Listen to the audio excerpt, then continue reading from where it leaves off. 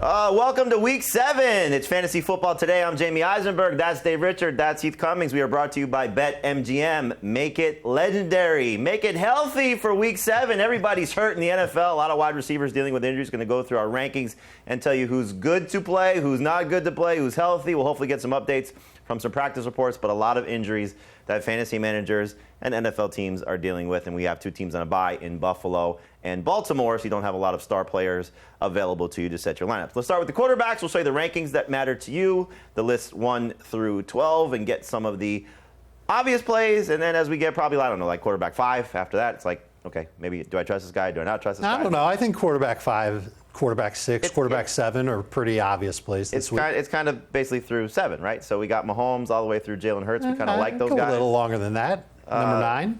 I mean, after that, you know. Oh, I'm sorry. Jalen Hurts is number 9. I should learn how to count. Yeah, so after Jalen Hurts, it kind of gets a little bit of a struggle for who do we love, starting with Jordan Love, or who do we actually like.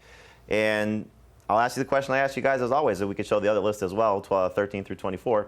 Who was the most difficult player for you to rank at this position? So, Dave, I'll start with you. Who did you struggle with when it came to setting your rankings? I struggled with a lot of quarterbacks, but the one that I went back and forth on the most was Sam Darnold. And it's because he's played well, but I definitely respect this Texans defense. When I go back and watch them, I thought that they were better against the run than the pass. I also look at who they played. They took on, in their last 2 games, Cooper Rush, Cam Ward. Those are easy matchups. Those are layups for them.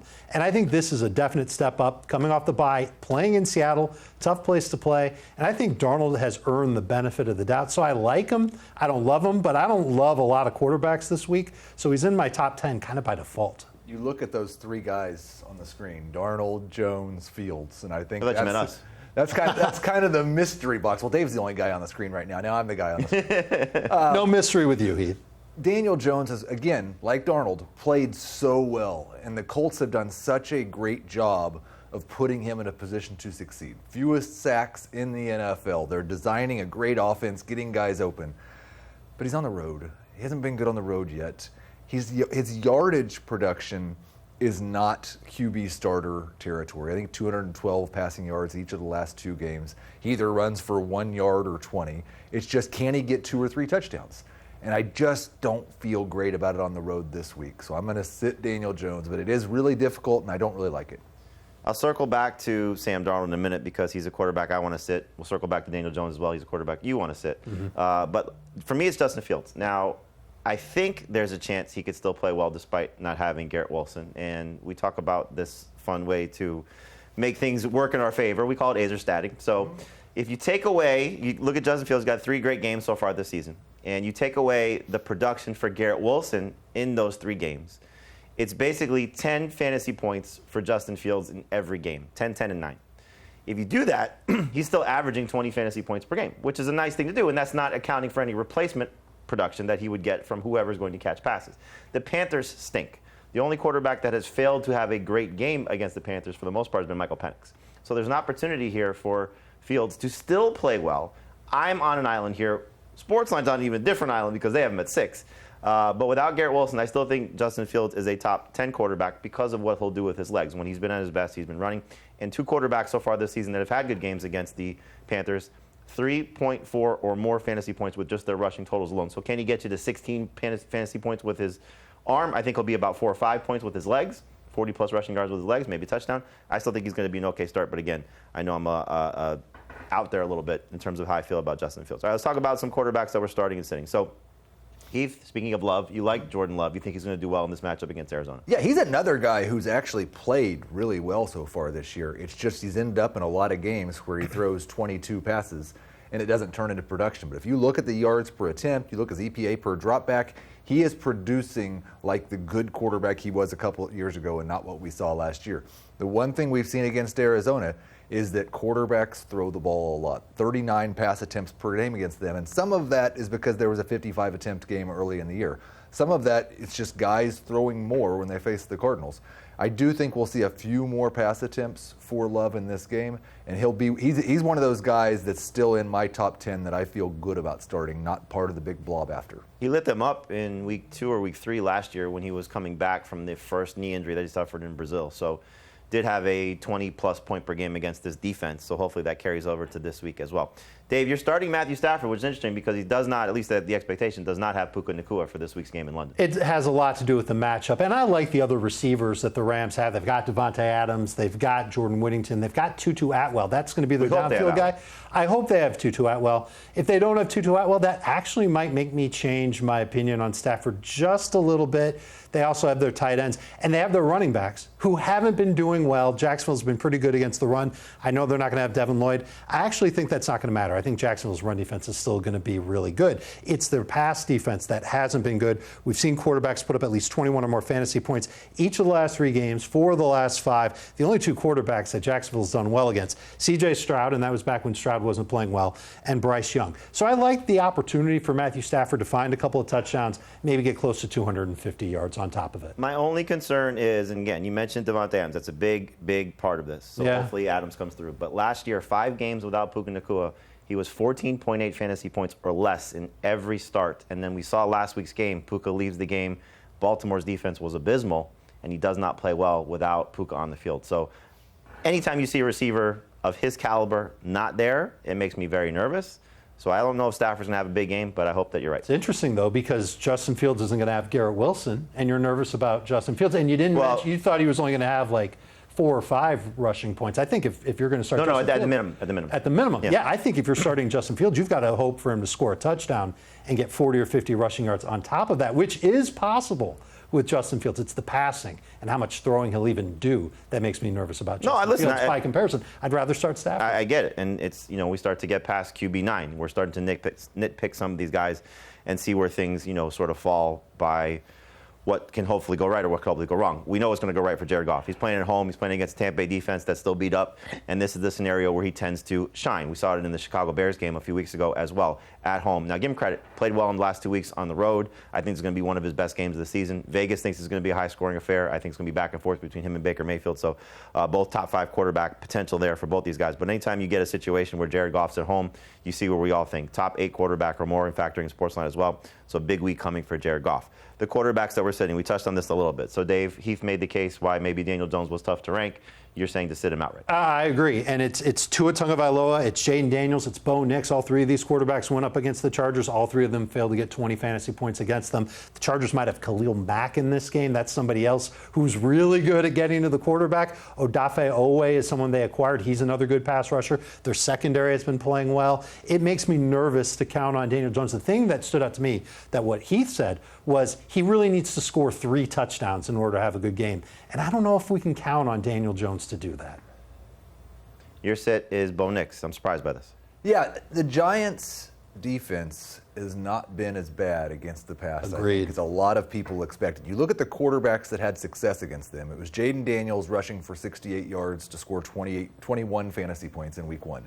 Then it was Dak with CeeDee Lamb in week 2. And then last week, Jalen Hurts 6 tush pushes in a row from inside the 5-yard line to get him to 22 fantasy points. Everybody else below 20 fantasy points so far this season. And Nix isn't any of those 3 guys I just said. The way he did it as a rookie, where he did finish as the top 10 fantasy quarterback, was just right on the razor's edge. And he's been worse almost across the board. He's not rushing as efficiently. His yards per pass attempts down to 6.2, which is just flat out bad for an NFL quarterback. So I don't know that he's good enough to just be a guy you definitely want to start. And the Giants' matchup hasn't been that good. This might just be a huge J.K. Dobbins game. Look, I think a lot of people would like that. The thing that I do like about Nix is in 10 games at home in his career, he's averaging over 26 fantasy points per game. First 2 quarterbacks the Giants faced, you mentioned Jaden Daniels, Dak Prescott the other one, both of them on the road. So the 3 of the games that they've struggled against opposing quarterbacks from a fantasy production standpoint, forget how they got it done, has been when they've been on the road. I think Nick's going back home. I think the Giants on the road feels like a little bit of a letdown spot for them after they just beat the Eagles. So I think Nick's actually plays well, which is why he's in the top 12 for me. For me, I'm going to sit Sam Darnold. Again, we've talked about this on several shows throughout the week. He has played very well. He deserves all the credit in the world. But some of his better games so far this season haven't exactly been great fantasy games. And we saw it the last 2 weeks. He's been 24.5 fantasy points or more against a beat-up Jacksonville secondary that was mixing new cornerbacks in. And against the Tampa Bay defense is when they started to fall apart. The 3 previous games, Pittsburgh, New Orleans, Arizona, 19.8, 20.7, 18.5. He played very well in those games.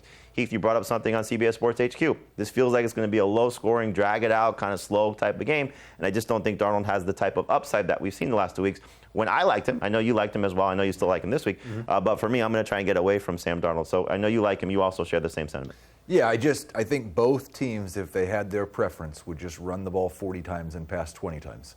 And they may be able to do this, because I'm not sure anybody gets way out in front in this game. Darnold's had a couple of decent matchups here recently. He's taken advantage of them, but there's really not a huge upside for him, even when things go right. One of the things that I like about Darnold is that I don't think Seattle will be able to run the ball in this game. Houston's run defense has been outstanding this year, and we already know about Ken Walker and how much work he gets, and Zach Charbonnet and how inefficient he's been. I think if the Seahawks are competitive in this game, it's because of Sam Darnold. I do like the fact from Houston's defense standpoint, you mentioned they haven't exactly played the best quarterbacks, but this is a team that's trying to claw their way back into it after a terrible start. No doubt. They've spent 2 weeks trying to dissect the Seattle defense, so this is what they've been focused on, is trying to stop Sam Darnold. And you're not sitting Jackson Smith in the Jigba, but Derek Stanley is going to make things a little bit tough on him. So if Darnold does not have that high-end production from his best receiver, could be a little bit tough for him. All right, speaking of Seattle, we're going to take a break right now. We come back, Robert Turbin is going to join us. We're going to get into some running back rankings and tell you what's going on with Ken Walker and Zach Charbonnet. That's next here on FFT.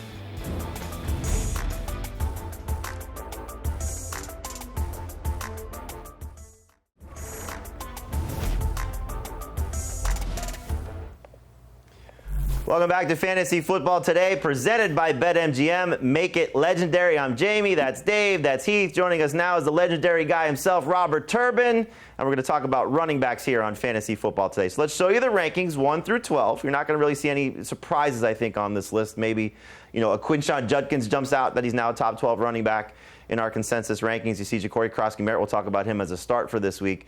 But not a lot of big surprises. The one thing I think we got to keep an eye on is number 7 there. I think I got the numbers right now. It's Rico Dowdle, because Chuba Hubbard is trending toward playing. If he does play, Robert, I'll get to you in a second, but what do you guys think? Are we going to drop Rico Dowdle? How are we approaching the Panther situation? I think you've got to drop Rico Dowdle a little bit, but I think the cat's out of the bag, pun intended, because it's the Panthers. Get it? Ha, ha, ha. I think he's going to be the lead running back, probably get at least 2/3 of the touches in that backfield.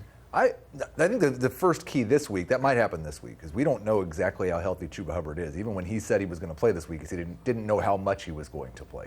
And so maybe 2/3 split for this week makes sense. I think when Chuba Hubbard is fully healthy, we'll probably have one of those games where they each get a series, and then they each get another series, and then we go from there. But low-end RB2 for Dowdle if Hubbard's back. Robert, when you see a running back perform the way Dowdle has, and knowing that Chuba Hubbard was the starter, do the Panthers make a switch, or do they just stick with the hot hand? How do you approach it? I think they stick with the hot hand. At least they continue to give him more opportunities. Even though Hubbard's the starter, you'll see I think you'll see a good, healthy dose of Rico Dowdle still. Makes some sense. And let's take a look at the running back rankings, 13 through 26. And we have a guy on this list now that is, come out of nowhere, and that's Kamani Vidal. So, Robert, when you saw what Vidal was able to do against the Dolphins, taking into account the Miami run defense is as bad as maybe any team we've seen in the last 5 or 10 years, Vidal was awesome. What do we expect going into week number 7 as they take on a Colts defense that's not great, but obviously better than what the Dolphins showed? Well, I think anytime you're a young back and you prove that, hey, you can, take a good chunk of carries and do something well with it, the team, they have to give you more opportunities. And so I think we'll see somewhat of a repeat performance from Vidal. The Colts are a better defense than the Dolphins are, but those opportunities are going to be there, and I think they'll find more ways to get him the football. Yeah, I think forget about the efficiency in that game, because you don't get to play the Dolphins every week. But the thing that you love... We're basically playing the Dolphins now. There's no defense in front of us. 67% snap share, 21 touches in the game, looked much, much better than Haskins. I think you just view him as a high-end RB2 that you're expecting to get at least 18 touches every week until Amari Hampton's back. And, Dave, he's a start for you. Do you look at this, though, before they kick off Sunday. Are you trying to trade him at this point? Because the value may not be as high as it is, and you know you get at least a 3-game window, if not more, because you don't know what happens. I would have traded him already if I could have, because we know that what he did last week was against the Miami Dolphins, and the Dolphins are going to make every running back look great. Quinshon Judkins is going to have a monster game this week. But if I need a running back, and pretty much every fantasy manager needs a running back, of course I'm going to hang on to him. We don't know when Omarion Hampton's going to be back for the Chargers. And I know there's been rumors about the Chargers looking to trade for a running back. This guy might be their answer. They might not have to make that deal. All right, so we'll see what happens. Again, Dave's going to start Kamani Vidal. We'll talk about the starts and sits coming up in a second. You can show the next list of rankings, 25 through 36.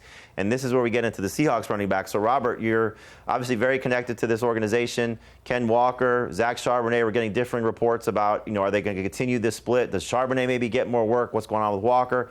Give us your 2 cents on what's going on with the Seattle backfield and maybe who we can count on moving forward, knowing that's a tough run defense that they're facing Monday night against the Texans. Well, it's going to be difficult against Houston. When they were both healthy early in the season, Charbonnet was getting the bulk of the opportunities, and the run game was much more productive. And I think the Seahawks are going to lean that way this second half of the year. Okay, so maybe we see a little bit more Charbonnet. I mean, clearly everybody drafted Ken Walker to be a starter. Charbonnet's been getting the high-level touches when they get inside the 5, touchdown opportunities. We saw the last 2 weeks that it's been minimal carries for Walker by comparison, and the catching, the work in the passing game has not been there. So are we ready to punt on Ken Walker at this point, Heath, or are we just going to sort of wait this out and see how it shakes out? There's one thing that keeps anybody from wanting to sit Ken Walker, and it's FOMO. Because you know that he can take a carry from his own 5-yard line, and all of a sudden he's just scored 15 fantasy points. He makes those plays, not regularly enough, but I think where we've got him at 25 is the perfect place. If you don't have 2 actual starting running backs, you start Ken Walker. If you have to start a flex, you can start Ken Walker. But if you can get away from him, I'd certainly, if I had Rico Dowdle and Kamani Vidal and Ken Walker, it's easy to sit Ken Walker. If we took a time machine back to August and we said, you might start Kamani Vidal over Ken Walker, you'd think that something went wrong with Ken Walker, and he must be on the shelf. Why wouldn't you start Zach Charbonnet? No. These guys are splitting touches. It's maddening, and I'd like to think that eventually the Seahawks will figure it out and give Walker more work. He's kind of a buy low target for me in that regard. All right, so we'll see if maybe Luck comes out with a better stat line this week. We know he's got that home run potential like you talked about, Heath, so he's probably going to need that because anytime they get close to the end zone, he's coming off the field and Charbonnet's coming on. All right, let's get to the starts and the sits. And so, Robert, the guy that you're targeting for this week had a bad game last week when there were some expectations for Ja'Cory Krosky against the Bears. Now he gets what's the dream matchup, maybe aside from the Dolphins, taking on the Cowboys. How good can Bill be in Week 7? Yeah, this can be a nice bounce-back game for JCM, Bill Krosky-Merritt. The Dallas Cowboys have been horrible defensively this season, and he hasn't been as good as, I guess, advertised in some ways, for lack of a better word. And so I think this is an opportunity for him this week to really have a big game. Robert, when you look at his performance so far, there's been some big runs. Obviously, he's had some touchdown opportunities. 2 weeks ago, he scored twice.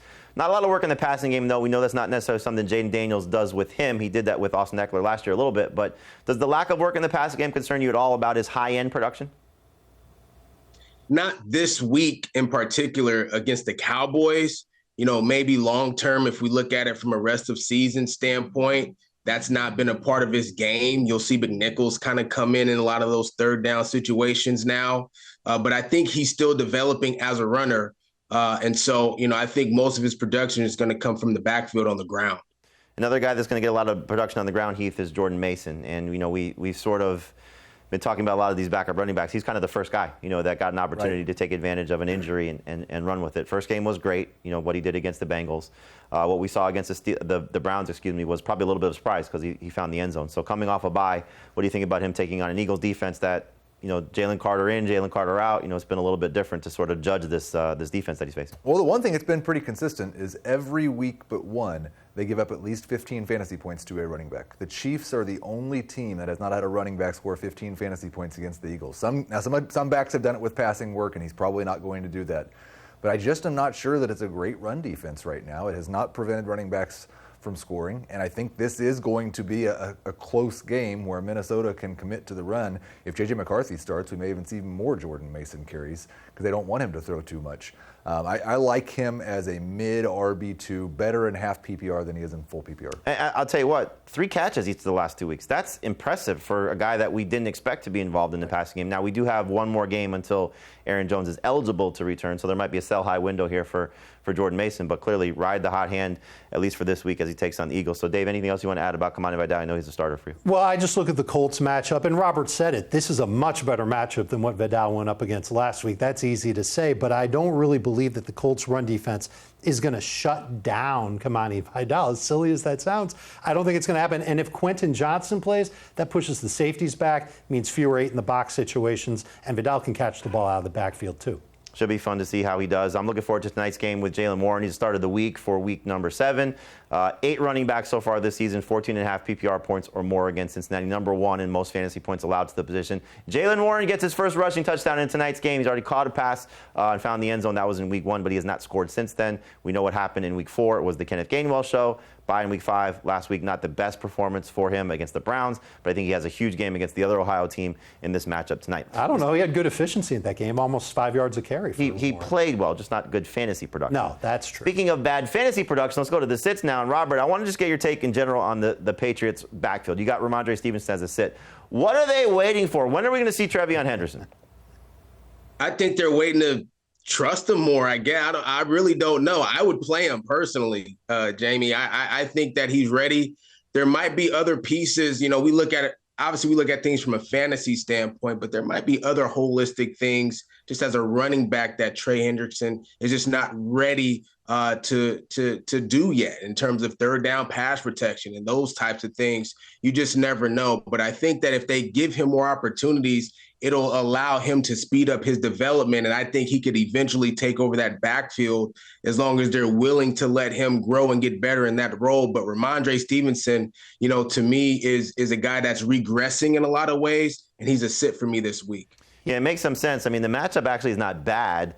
And I do like the fact that Mike Vrabel said they want to commit more to their running game. But maybe, just maybe, that would be Henderson more so than Stevenson. It's a great call. He looked much better last week. And the way you run against Tennessee is to attack the edges. And you can't do that with Ramondre Stevenson. You can do that with Trevion Henderson. Good buy low window that's still open for the rookie. Yep, and like you said, this might be the last opportunity to get him if, in fact, they commit to him. So, Dave, again, Ken Walker's a guy that you're trying to get away from this week. Is 25 too high in our rankings based on what Robert just said? The problem is that I don't know if I can find even 3 more running backs that I would rank ahead of Kenneth Walker in the rankings. But the matchup is tough. Houston's run defense allowing just 3.3 yards per carry in its past 3 games. 3 explosive runs allowed all season long by Houston, and Walker's touches have dwindled from 16 in weeks 1 through 4 to 11 in his past 2 games. And don't even ask about touches near the goal line, because that's just going to depress all of us. And we don't need that. Try and sit Kenneth Walker if you can. Heath, you're trying to sit Chase Brown as well. It's been a frustrating season. Did you see any signs of hope last week with Joe Flacco starting, though, that maybe things can start to improve? I mean, again, I'm with you. I think everybody's trying to get away from it if you can. But anything that for the future that might help Chase Brown? If you wanted to be positive, you would say the rushing efficiency was better. He averaged 4.7 yards per carry. He also had 9 rush attempts, and he played 55% of the snaps. And when Chase Brown broke out last year and became this great sleeper pick, it wasn't really because he did so many great things. It was because they played him 80% of the snaps every single game. He's played 55% of the snaps 3 of the last 4 games. Samaje Perine playing almost as much as Chase Brown. And when you look at Chase Brown averaging 2.7 yards per carry, it's not even as if we can say, why don't they stop playing Samaje Perine so much? Perine's been better. Yeah, it's just been frustrating. So maybe, again, you see something with Joe Flacco, full week of practice. Last week he was brought in middle of the week, and the offense maybe looks a little bit better. But bad offensive line, bad offense in general, tough matchup. Yes, sit Chase Brown. Robert, I'm going to have Tony Pollard as a sit, but I want to get your take on just the backfield split with a new coach coming in. So they fire Callahan, and now they promote Mike McCoy. You had Tyjae Spears play more snaps than Tony Pollard last week. It's easy to sit Pollard in this matchup against the Patriots. They're really good against the run. But do you see maybe an opportunity for Tyjae Spears to get more work, just taking a bigger view of it, looking at how Pollard has really struggled to produce when given all this opportunity, and now Spears, 2 game removed from that ankle injury, should be back to full strength? Yeah, Spears is younger. You get a new coach coming in. They want to see what they have in terms of their young guys. The season is, somewhat of a lost season for the Tennessee Titans. So now it's all about evaluating, who can you build your future with if I'm going to be the guy taking over moving forward, and so you got to approach it like that. And I think Spears is going to continue to get more opportunities, which is not a good thing because I have Tony Pollard. Okay? and I'm very slim. I'm very slim at running back right now. So I need him to at least get in the end zone or something this week. This is one of two games like this week for me, including tonight. I would start both Jaylen Warren and Kenneth Gainwell over Chase Brown. I would start both Ramondre and Travion over Tony Pollard. Listen, it could work out. We'll see if it's tough to trust the Patriots backfield, but I see where you're going with it. So, but yeah, tough to trust the Titans backfield at this point, just looking at what is happening. But you never know. You always get that new coach bump, and maybe the coaching change helps the Titans. They have a lot of, I think, remorse, maybe getting rid of Mike Vrabel. So we'll see if there's a little revenge game on both sides for the coach and the team that let him go. All right, Robert, we'll let you go now. We appreciate your time here as always on Fantasy Football Today. We're going to take a break right now. When we come back, and look at the wide receiver rankings, tell you who to start, who to sit, and who's healthy. That's next on FFT.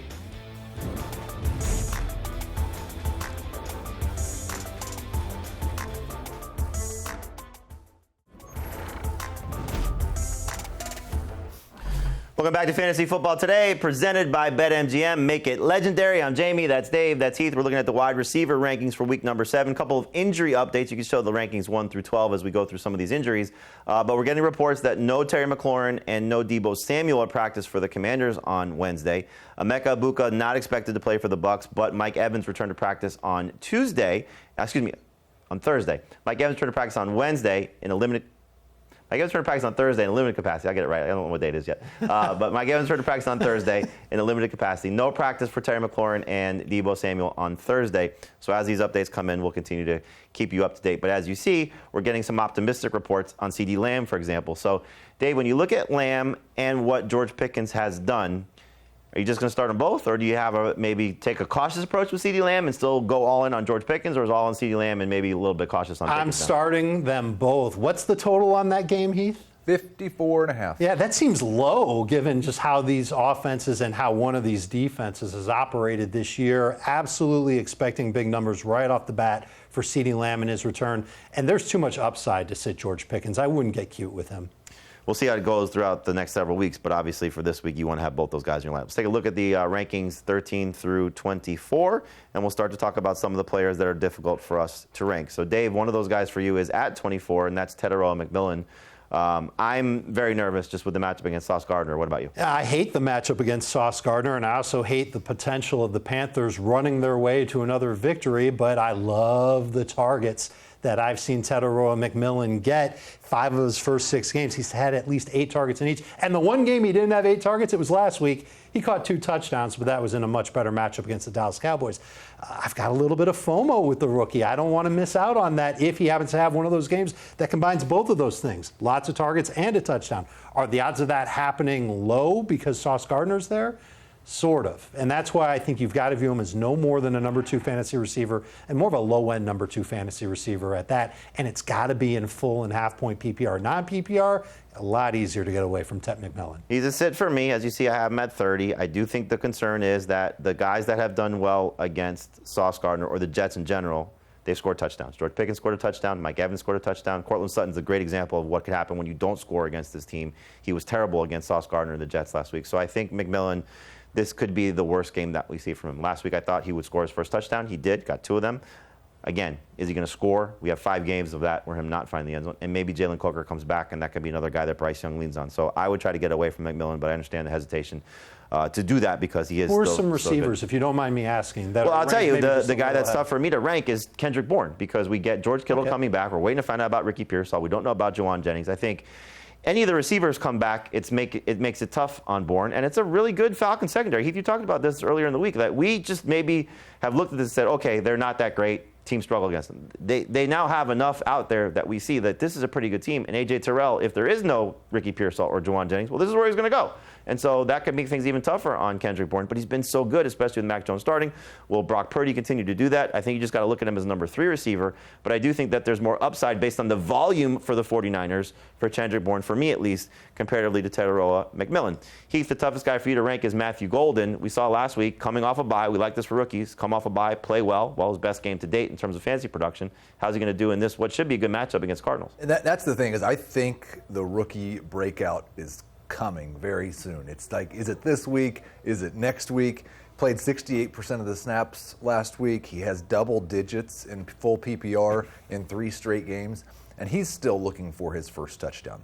This would be a pretty good opportunity to get it. I love the way they're giving him, as Adam Azer likes to say, both deep balls and layups. Because we've always got a couple run plays each week, a couple short area targets, and then we're going to throw the ball deep to him as well. I think he has the upside to be a top 24 guy this week. It's hard to get him ranked quite that high. Do you fear, and this kind of ties in, you like Jordan Love this week too, the Cardinals may not have Marvin Harrison, another guy that's injured. The running game right now is suspect clearly with Bam Knight and Michael Carter. Like, they may not score against the Packers.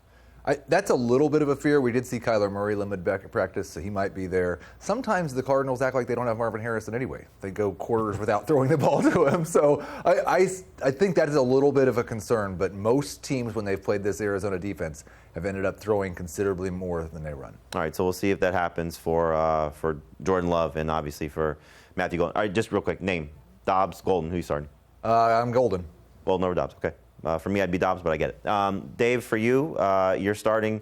I'm sorry, we'll go to the starts now. So you're starting Jordan Addison, which I'm interested in that one because number 2 receivers haven't exactly done well against this Eagles defense. I think that this is the Minnesota Vikings, and they've got 2 number 1 wide receivers, and there's no comparing Addison to Jefferson, but I love what we've gotten from Addison in 2 games. First game, 8 targets. Second game, he didn't even play in the first quarter, had 6 targets, and he's given at least 10 non-PPR fantasy points in each game. And I've got some questions about the Philadelphia secondary, including Quinyon Mitchell. If he plays, is he at 100%? Who's going to play opposite him? Is Quinyon Mitchell going to be on Jefferson, or is he going to be on Addison? And I know that Carson Wentz not at 100% himself. I'm expecting him to start as of now. I would make a change on this if it's J.J. McCarthy, but the offensive line for the Minnesota Vikings is getting healthy. They're going to have a lot of starters back for this game. It encourages me that both wide receivers, Jefferson and Addison, can be good this week. All right, hopefully you're right, because the only good number 2 wide receiver against this team has been Devontae Adams. And, you know, whether you want to say Devontae Adams is still the same guy, but he's the only good number 2 guy. Number 1 guys have killed this team. Number 2 guys, though, have kind of struggled.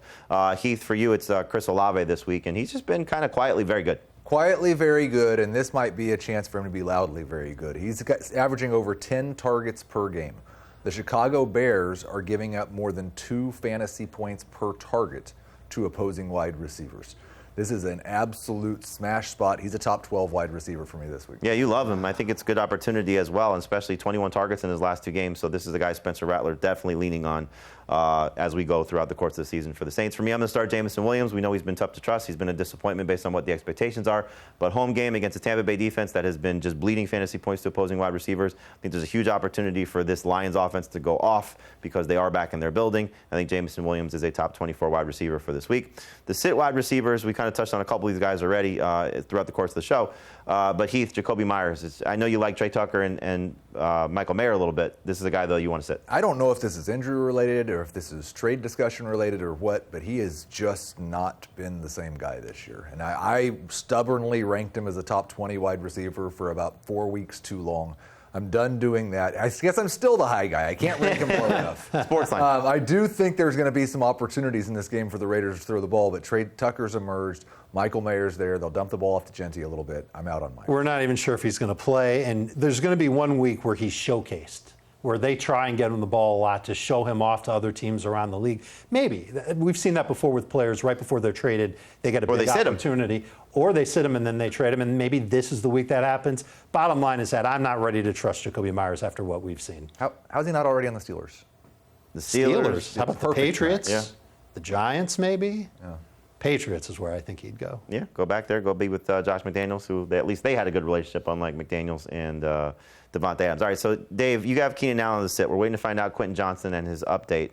Is this sort of dependent one on the other, or are you just sitting Keenan Allen regardless? I think I'm going to sit Keenan Allen regardless, but I'd be more encouraged to use him as a flex if Quentin Johnson doesn't play. But if Quentin Johnson's there, I'm out on Keenan Allen. I love the target volume, but he's gone from 9.3 targets, 10.2 yards per catch, and 1 touchdown per game in weeks 1 through 3 to 7.7 targets per game, 8.7 yards per catch, and 0 touchdowns and only 2 end zone targets in his last 3 games. That includes week 6 against Miami without Quentin Johnson there. Huge opportunity for him. I bought into him. I was left with single-digit fantasy points. The only thing I'll say is if you're getting almost an end zone target per game, and you haven't scored a touchdown in the last 3 weeks, I think that's just unlucky. I think if he keeps getting the volume Keenan Allen's getting, he's going to produce more fantasy points. But 7 targets per game in every week so far this season, so at least they're continuing to go to him. I do think it changes a little bit if Johnston plays, but this is a great matchup. I mean, Colts are 4th in terms of most fantasy points allowed to opposing wide receivers. I like Vidal, but I don't think he's going to do what he did last week. So if the run game struggles a little bit,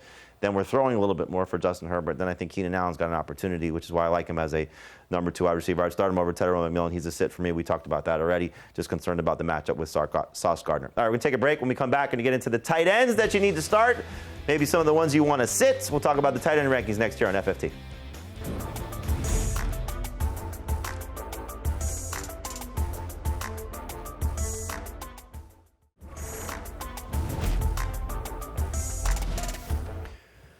Welcome back to Fantasy Football Today, presented by BetMGM. Make it legendary, and this could be a legendary week for tight ends. Let's show you the list of rankings 1 through 12 as we get you the starts and some of the guys that we're a little bit concerned about once we get to the next list. But start with Trey McBride, Jake Ferguson. These guys are playing well. We get George Kittle back. So, Dave, is this going to be typical George Kittle, like must start, no questions asked, or we have a little bit concerned, maybe snap count and maybe some of the quarterback concerns with Brock Purdy coming in, not 100%, Mac Jones?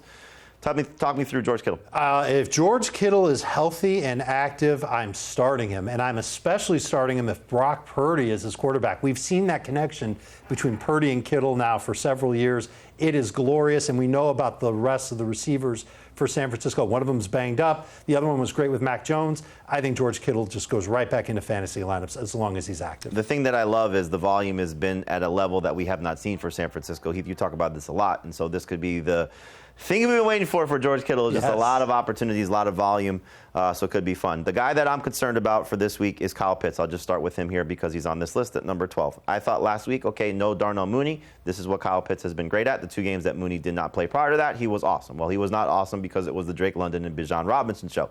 Now we have a situation with Kyle Pitts against a 49ers defense that, for the most part, has been good against tight ends. However, they do not have Fred Warner anymore, so this defense is not looking the same. So I think you look at Kyle Pitts as a starter, but more of a low-end starter, get the targets back in his favor. We're looking at the list now, 13 through 24. 13 through 24. I get that right.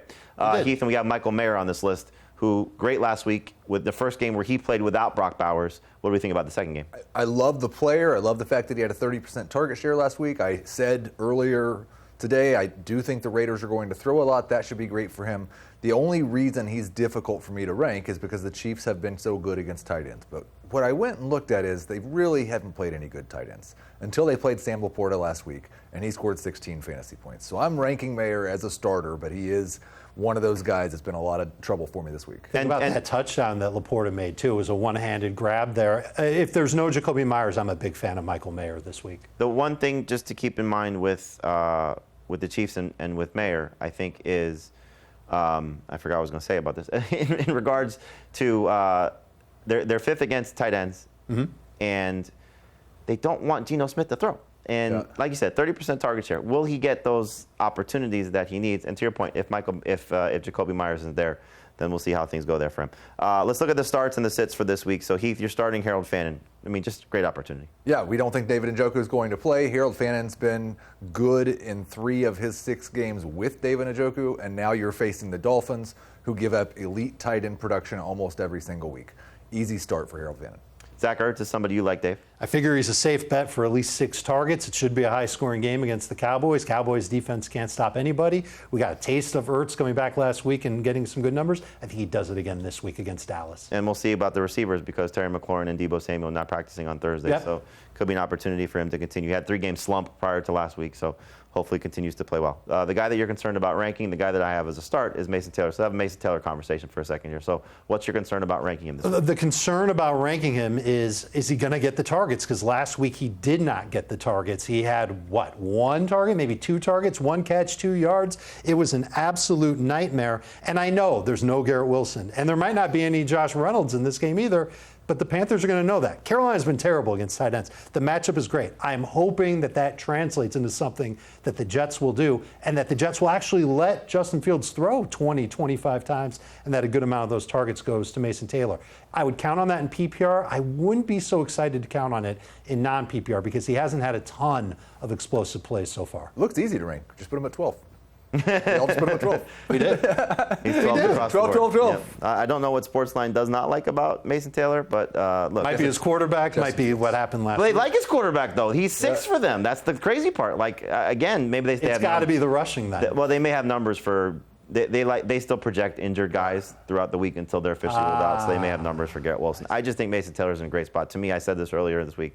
It's the Will Smith meme where he's looking around, where's everybody else? Like, he's going to get every opportunity that he should be able to have some success. I do think this is the week he scores his first touchdown, so I would still start him in non-PPR leagues. Let's look at the tight ends to sit. So, Dave, you're sitting Travis Kelce. Is that a matchup thing, or is that a guy coming back that may impact a target thing? It's not just any guy, it's Rashee Rice. And we saw it last year when Rashee Rice was on the field with Travis Kelce. Kelce had a 16.2% target per route run rate. He had 2 red zone targets. This was in 3 games and change. No end zone targets, obviously no touchdowns, and only 2 explosive plays. I am nervous to go to Travis Kelce with Rashee Rice back. It sounds like Rashee Rice is going to have a lot of work in his first game, too. I'm nervous about Darren Waller. He's outside of my top 12, so I would sit him. 4 touchdowns in 3 games. Facing the Browns, they have an implied total of 17 points. There's some minor weather concerns now. We'll watch those. But the Browns have given up 4 touchdowns to tight ends this year, which seems like a lot. All of them backup tight ends. All of them that your normal person could not name. Just random people. So it's a Julian Hill week, is what you're saying. All the starting tight ends against the Browns have been held to single digits in terms of fantasy points. I think this is a disastrous day for the Dolphins offense, and I don't want to start Darren Waller. I'm a little concerned about Hunter Henry. We've seen his numbers now the last couple of weeks go in the wrong direction, and it kind of ties into, I think, what could be a scenario that we have to keep an eye on. Both games on the road. He's had 3 good games so far this season. All 3 have been at home. His down games so far this season have been on the road. And this is a Titans team that did struggle against Michael Mayer last week. Well, they held both Tyler Warren and Trey McBride to under 10 PPR points. So they've done a good job against defending tight ends. So I think based on what Hunter Henry has seen, Heath, you talked about this on our Fantasy Football Today podcast with Drake May and this passing offense. Every week is a different guy. Yep. And I think that's the fun thing that we're seeing is, well, Hunter Henry's time right now is not just to be the focal point. And maybe that comes back to something that we look at. But for this week, with all the streaming tight ends, I think Hunter Henry, an easy guy to get away from. All right, we're going to take a break right now. We come back and get into your questions. Send them to us on Twitter, on X, using the hashtag AskFFT. We'll answer your questions next here on Fantasy Football Today.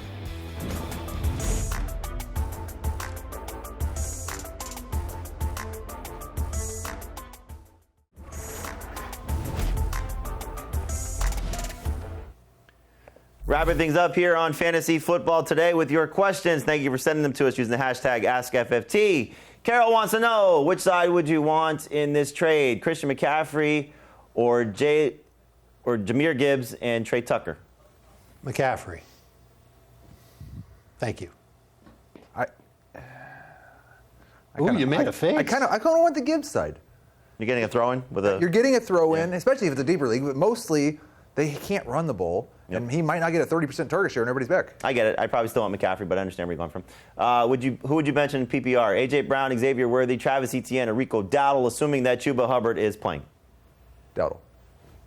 I think in a PPR league, I would lean toward benching A.J. Brown. I'm going to sit Travis Etienne. Just a really tough run defense against the Rams, and they do not give up touchdowns. Next question. I need AskFFT late night trade help. So 12-team PPR, give CeeDee Lamb and David Montgomery. Get Amon-Ra St. Brown and Breece Hall. What would you rather have? This is a close call. I'll take Amon-Ra and Breece. I think I would too. I would as well, and let's see Breece Hall maybe get traded. That could help his fantasy value even more. Should I trade Quinshon Judkins and J.K. Dobbins for CeeDee Lamb in a PPR league? Other running backs are Jacobs, Walker, DeAndre Swift, and Travis Etienne. Wide receivers, Nico Collins, Garrett Wilson, Keenan Allen, and Chris Olave. So would you trade Quinshon Judkins and J.K. Dobbins for Lamb? Can you wait till next week to do it? Deal. I really want Judkins against Miami this week. So you say do it, you say wait. I would wait a week if you can, and if you can't, then make the deal. Yeah, I'd make the deal too. Bye week, running back hell next week with Ken Walker, Genty, and Benson out. Ramondre's on waivers. What should I bid? $66 remaining on Fab. For Ramondre Stevenson, I wouldn't bid that much. Even though you might need him, I'd say in the neighborhood of like $8. I thought I was thinking 11. All right, 11 for you, 6 for me and Dave are in that range. All right, that'll do it for us here on You Fantasy got Football Today. Ramondre Check out our podcast, wherever podcasts are available. We're helping you dominate your fantasy leagues. Check us out Sunday morning, 8:30 a.m. Eastern for all of your Week 7 starts and sits.